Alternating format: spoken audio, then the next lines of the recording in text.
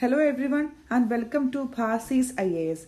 Let's take up the analysis of today's news, that is 21st November 2019. Our first article is with respect to economy. It says that invariance with the official growth story, surveys including recently leaked consumer expenditure survey points to the economy's dire state. So under this topic, we'll try to understand why this is in news, what happened after demonetization with respect to consumer expenditure survey. We'll also make a quick reference towards UDAN and Mudra schemes. We'll try to understand PLFS or periodic labor force survey and its results. We'll also understand about consumer expenditure survey, changes in methodology in the calculation of GDP, and last one is what's the way forward. So first we'll try to understand why this is in news. This is in news because in the early 2050s, Central Statistical Office released a new series of national accounts with the base year of 11-12, replacing the earlier series with 4-5 as the base year.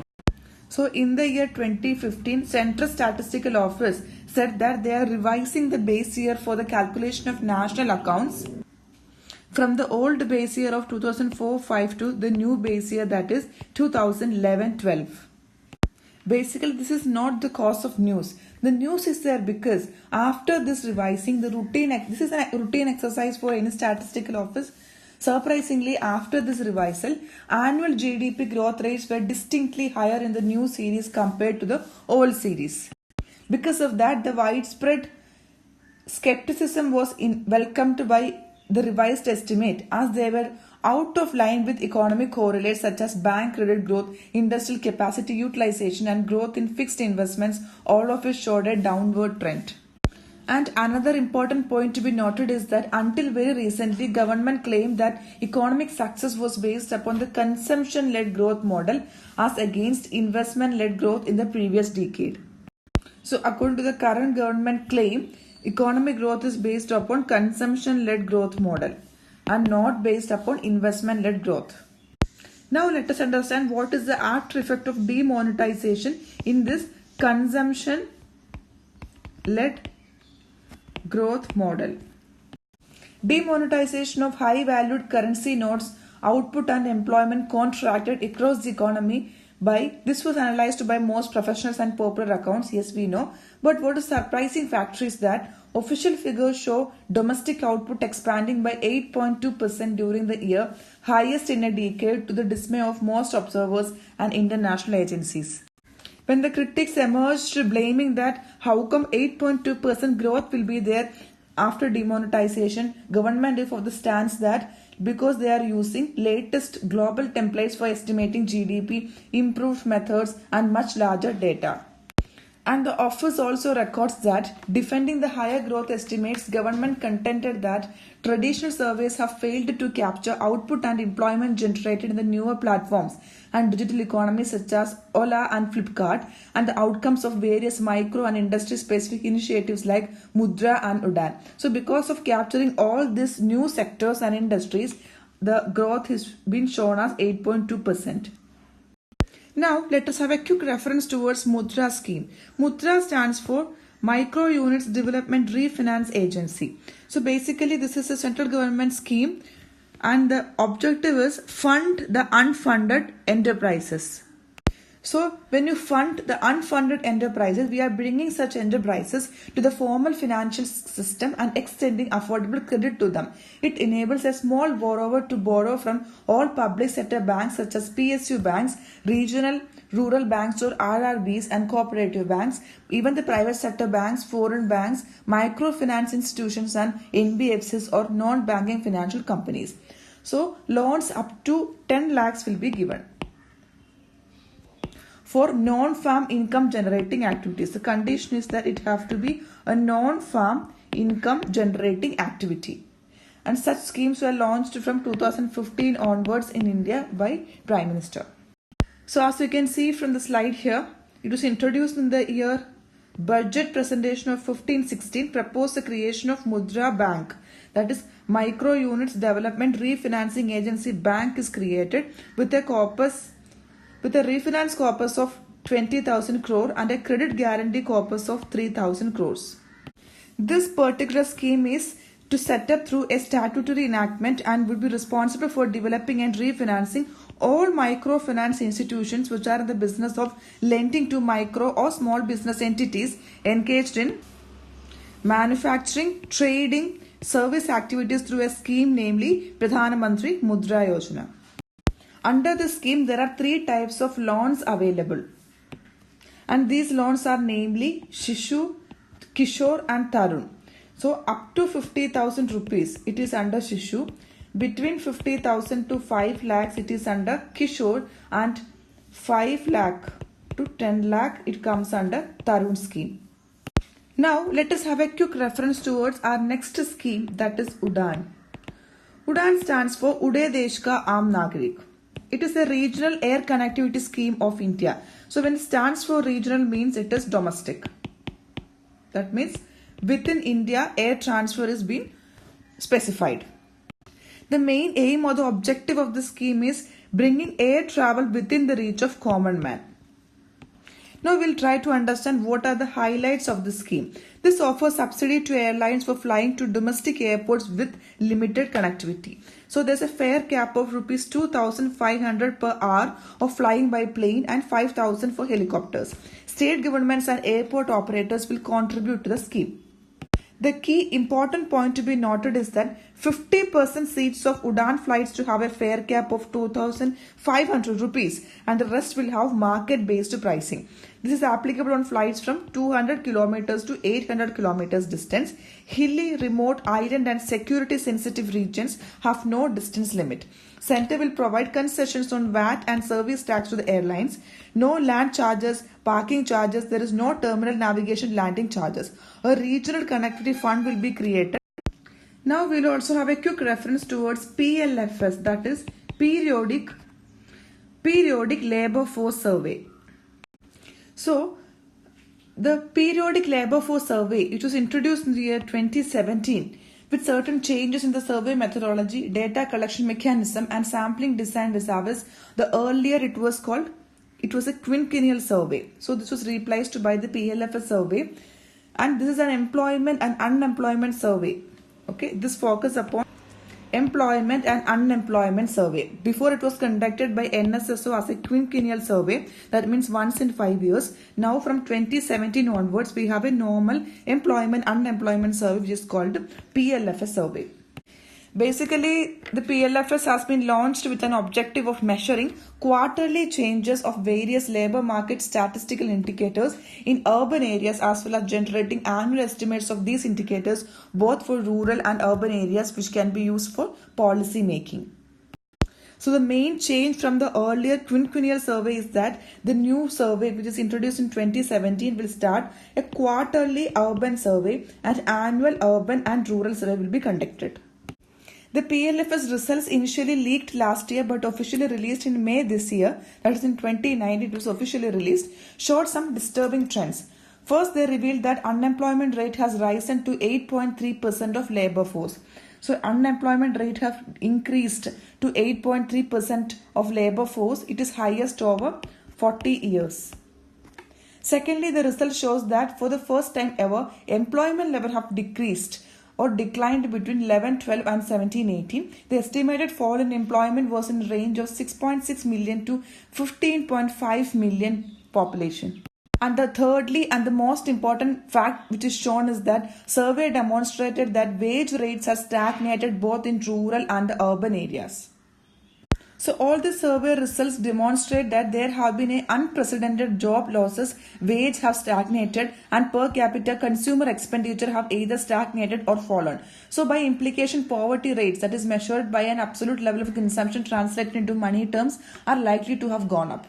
So this is the clearest nationwide evidence we can get on an economy being in distress in the current decade. Now let us understand what is the controversy with regards to changes in methodology. So we have understood that in 2015 base year was changed to 2011-12 from 5.4.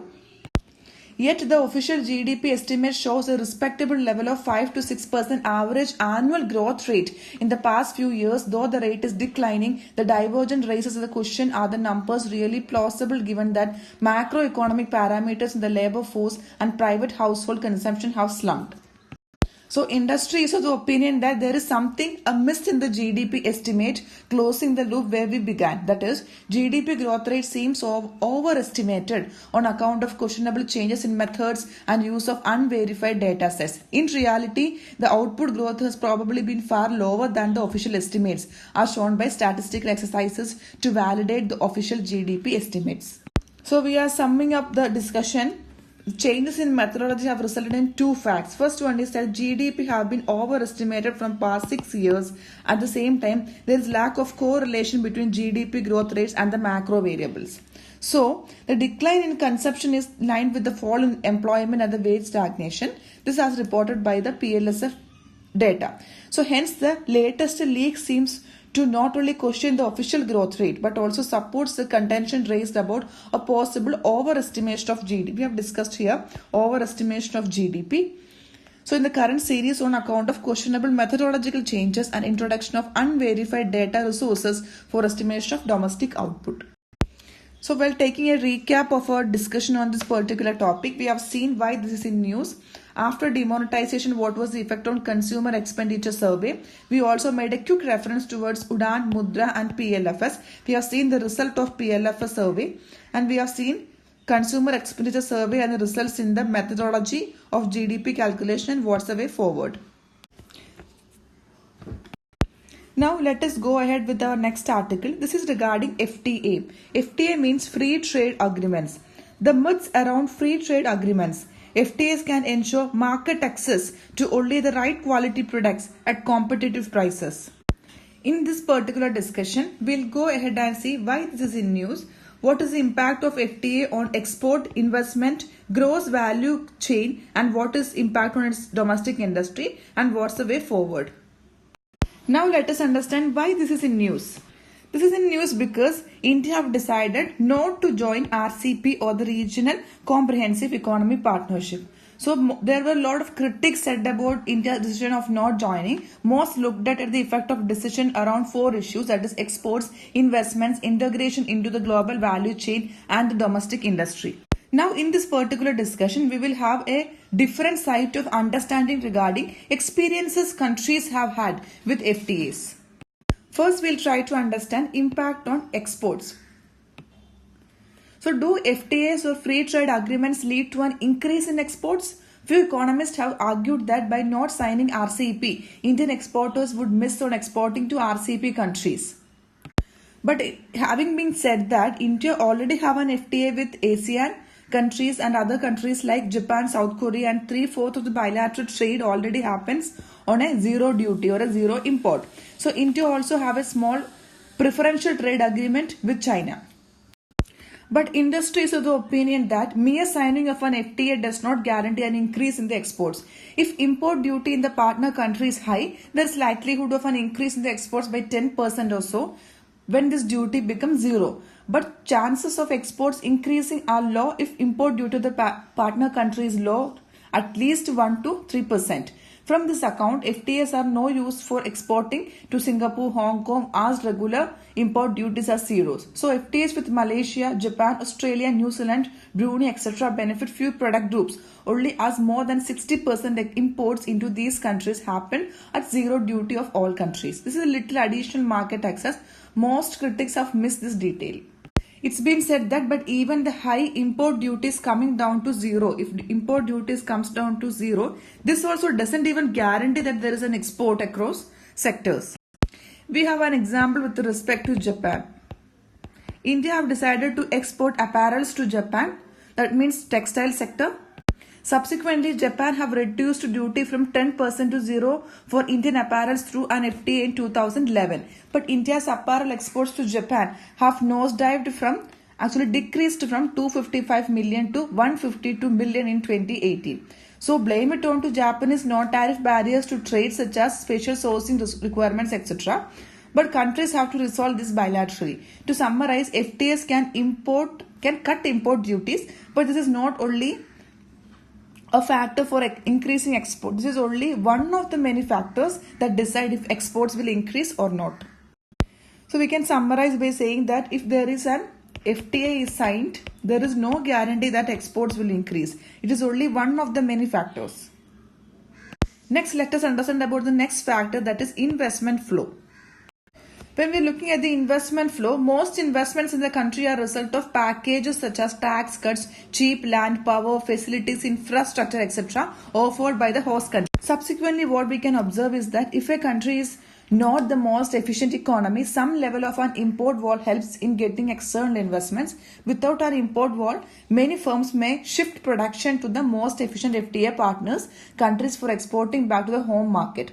But the quality of investments increase as a country moves towards becoming a more efficient economy. Such countries are in ideal position to become manufacturing and services hub. So, mere signing of FTA will not also provide or a guarantee investment flow will be there. It will depend upon the quality of the economy. Next factor is global value chain. Now the question here is, do FTAs or free trade agreements ease entry into GVCs or global value chains? So most critics have lamented that not signing RCEP, India will miss becoming part of GVC, that we already heard. It is not so simple. Actual value chain activities are time critical, and a country cannot become a significant part of such value chains unless it has efficient ports, customs, shipping, roads, infra and a regulatory compliance infrastructure. So GVC production or those global value chain production also requires harmonization of product and quality standards. So mere signing of FTA will not even guarantee global value chain access. For example, if FTA alone do not make a country part of value chain, if there is some disruption, if shipment is delayed of non-standard quality, it will not make sense. So organizations like ASEAN, Japan and Korea constitute the core of the Asian regional value chain. But despite FTA with these countries, India have a weak presence in the electronics, machinery or apparel value chains. Next factor is with regards to domestic industry. So is Indian industry protectionist is the question now. Are we trying to protect our industries from external interferences? So considering the impact of reducing import duty on an engine from 20% to 0 for an FTA partner, cheap imports may replace products from domestic industry. This is the fear we have. But if the duty on a product is low as say 3%, local industry may not care much about the duty elimination through any FTA. So countries that have reached this stage are comfortable doing FTA with fewer worries.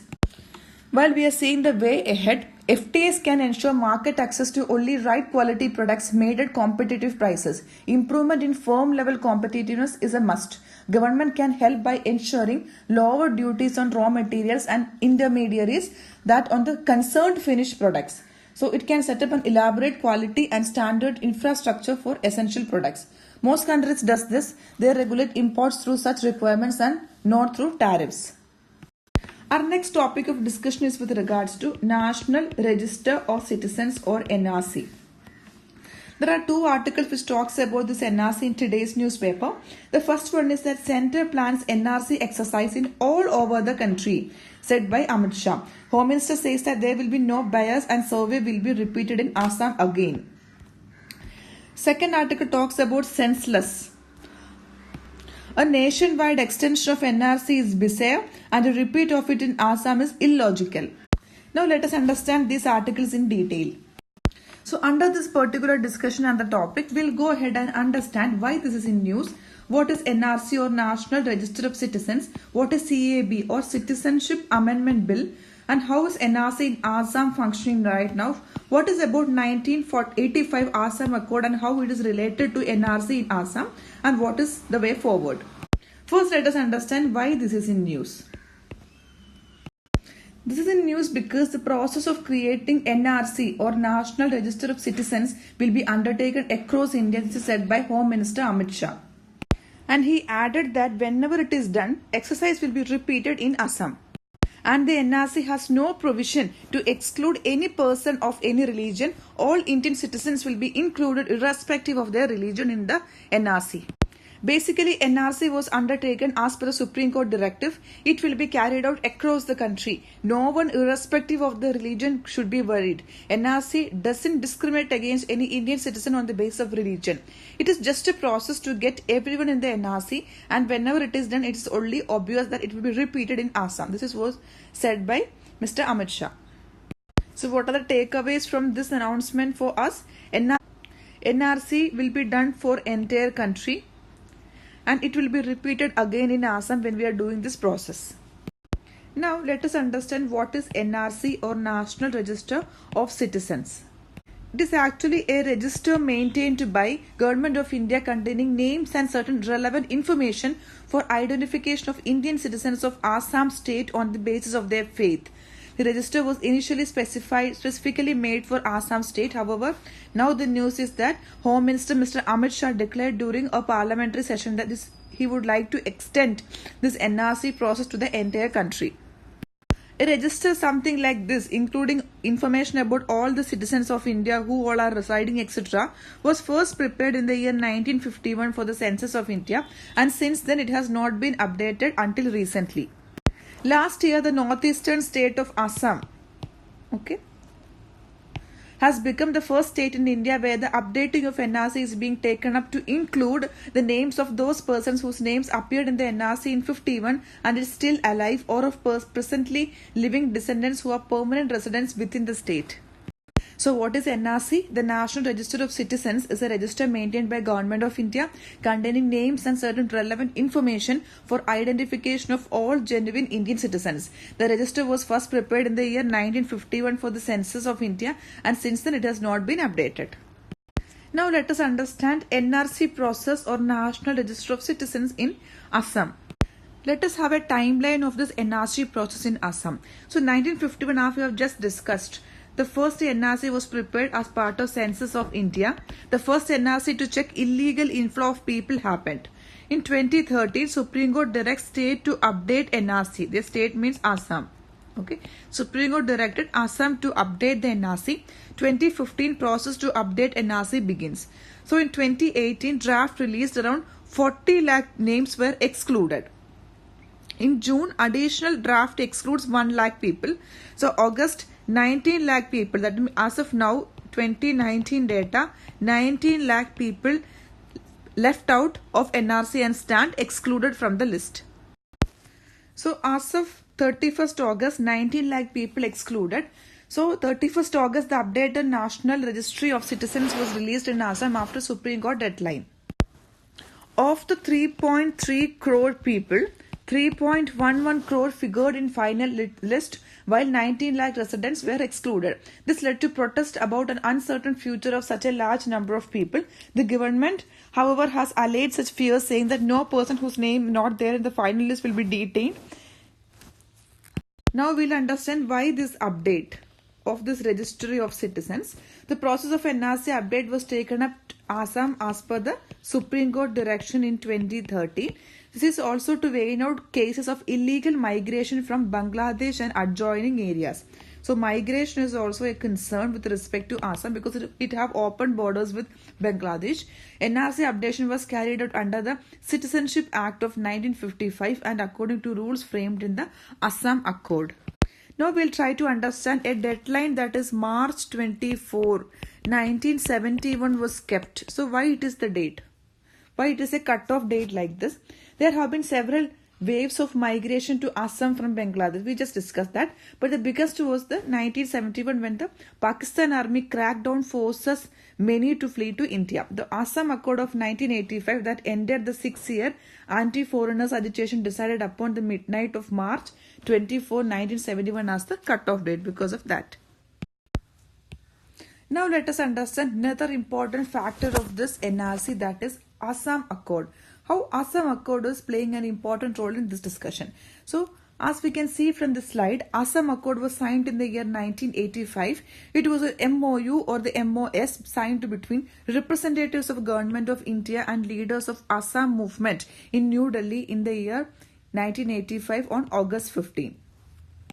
Basically, this accord have brought an end to Assam agitation and paved the way for the leaders of the agitation to form a political party and form a government in the state of Assam soon after this the agreement. So according to this accord, those Bangladeshis who came from between 1966 and 71 will be barred from voting for 10 years. The accord also mentions that international borders will be sealed and all persons who crossed over the Bangladesh after 1971 have to be deported. This was signed in the year 1985. This is a continuation of now we can see NRC in Assam.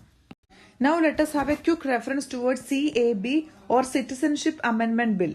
The government is planning to also reintroduce Citizenship Amendment Bill in Parliament that envisages grant of Indian citizenship to all refugees from minority communities in Bangladesh, Pakistan and Afghanistan.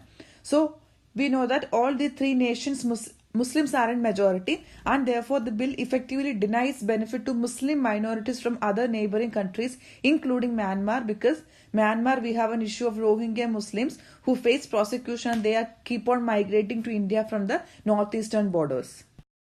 So we can summarize by discussing that, like the CAB, that is Citizenship Amendment Bill, which pointedly discriminates against Muslims and is lauded against the right to equality and equal protection before the law as enshrined in Article 14 of the Constitution, there are genuine fears that a nationwide NRC will target Muslims. Details of such an exercise will be carried out are of course not yet known, but in case of Assam, there are cut-off date like March 25, 1971, after which all foreigners as per the Assam Accord were detected, deleted and expelled in accordance with the law. So Centre will come out with a cut-off date for the nationwide NRC is the question, but it will be an arbitrary one. Given the dangers that lurk within such exercises, government would do well to abandon the nationwide NRC-CAB combination. Indians can certainly be spared this blame. That's all for today. Hope this helps. Thank you.